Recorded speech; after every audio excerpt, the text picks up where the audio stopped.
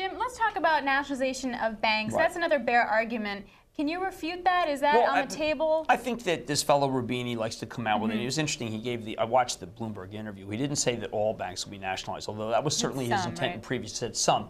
Well, no one disagrees with that. There's some banks that aren't going to make it. Now, will they be nationalized? Nationalized could mean taking over by the FDIC. Nationalized could mean that we've ring-fenced a certain group of financials, which, by the way, I want to make this point. A lot of the financials have rallied because we're supposed to be, and we think that TARP money is going to come back.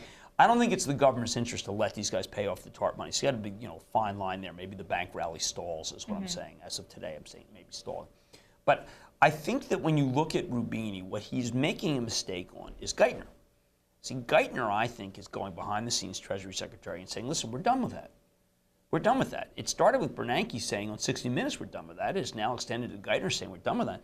If the people who would be in charge of nationalizing are saying point blank they're not going to nationalize, then Roubini's logic has a fatal flaw in it. Now, he's been a bear, and one of the things I like to judge people by is their calls and what happened subsequently. When the market was at 6,300, he came out very boldly and said we're going down another 1,000 points. Now, I came out with a piece which said you got to start buying here because if we only go down another 1,000 points, you better get in.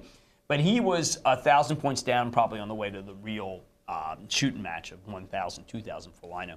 And I think that he has to be judged on this nationalization call, and I think he's going to look foolish because of the Treasury's attitude toward nationalization. And also, aren't the strong banks still going to be strong? Well, I mean, I think, again, one of the things that I don't want to, I'm always mindful of my words. I don't want people to say, and now the takeaway is he's saying JP Morgan's about to go to 35. There's a bank meeting tomorrow with the president. I don't know why necessarily it'll go well. The president seems to be certainly more inclined to care more about your 401k than he used to.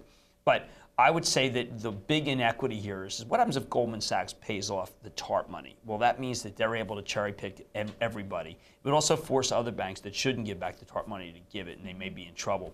So, I mean, I think that the banks are at a critical juncture in terms of the rally, but that longer term, the BKX, which went from 18 to 30, could continue on the way to 40 before it even gets remotely expensive. At 40, we'll begin to see a lot of equity offerings because these banks need to recapitalize. If they're going to take charge and sell things to this public-private partnership, they're going to have some capital to charge against.